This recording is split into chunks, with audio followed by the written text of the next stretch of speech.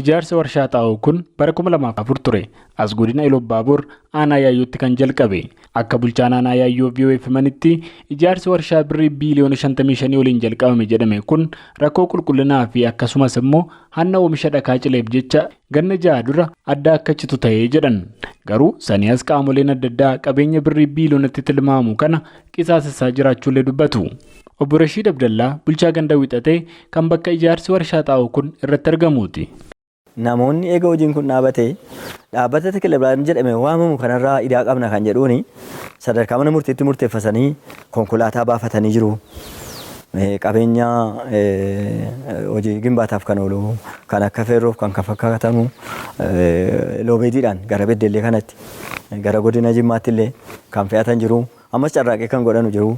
Kan kanarraaf immoo namoota xixiqqaa isaatiin hattuu safaraatiinis abbootii qabeenyaa gurguddaanis hatamaa yoo wana wayii ga'e waan ta'eef ani amma kana falmuufis deebii lamatti hidhameedhaan sadarkaa mana murtii godinaatti waamame carraaqqii baay'ee godheeti kan mana hidhaatii baanee namoonni 3 itti hidhamneetu turre raawwachiisuu mana murtii 20 waan jedhuudhaani. Obbo Cannaaloo Caalchisaa bulchaan aanaa Yaayyoollee aggaammii hanna qindaa'aa jedhaniin waan qabeenya ijaarsa warshaa kanarra ga'e jedhan akkasiin ibsu. Riifoormii egaa gadhee booddee Itiyoo Injiinariing Group kan jedhamu keemikaal koorporeeshinii wajjin waliin ta'uudhaan keemikaal koorporeeshiniin warshaa kanaaf qabeenya kan walirraa fuuchaa taasisee hojii kanatti fufsiisuudhaa fi hojiin amma hojjetamaa jiru jira. Garuu hojii kana itti fufsiisuudhaa fi qabatamee itti ajiraatu iyyuu malee hanga ammaatti hojii qabatamaa keessa hin galle jechaadha. Kanarraa ka'uudhaan meeshaaleen gurguddoon maashinoonni adda addaa kan harka namaatiin baatamanii socho'uu danda'an baay'een isaanii karaa adda addaatiin hatamaa jiru. Karaa ragaa sobaa naannaa Finfinnee irraa akka waan miiteekiin kaleessa walii galtee yookiin Tekilebraan walii galtee qaama dhuunfaati wajjin qabuutti taasisanii ragaa sobaa maxxansuudhaan qabeenya gurguddaa birrii miiliyoonaan lakkaa'amu mana murtiitti murteessanii fidaa turaniiru. Yeroo jalqabaatiif manni murtii godina Iloobbaaboor murteessanii makiinaan loobeediin 2 gurgurameera. Isaan asitti garuu akkaanaatti qaamolee nageenyaaf qaamolee haqaatii wajjiniin ejjennoo qabanne qabeenyi kun qabeenya mootummaa dantaa mootummaa waan ta'eef dhaabbanni Tekilebraan hamba jedhamu akkaanaa keenyaatti qabeenya tokkollee akka inni hin qabnee fi qabeenyi kun yeroo ammaatti harka mootummaa galee mootummaan illee Tekilebraan hambaa irraa edaa gurguddaa qaba waan ta'eef qabeenyi kun lakkaa'amee gara istookii mootummaatti akka inni deebi'u ta'ee ture. Bu'uuruma kanaan garuu iddoo adda addaatii mana murtiitti murteessanii waan fidan sana akka inni raawwatamnee fi qaamolee haqaatii wajjiniin ta'uudhaan qabeenya kana achitti eegaa jirra.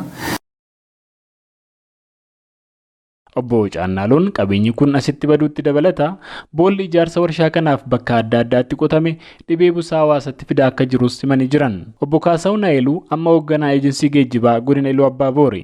Yeroos aangawoota dhimmicha dhiyeenyaan hordofaa turan keessaa tokko akka turan dubbatu.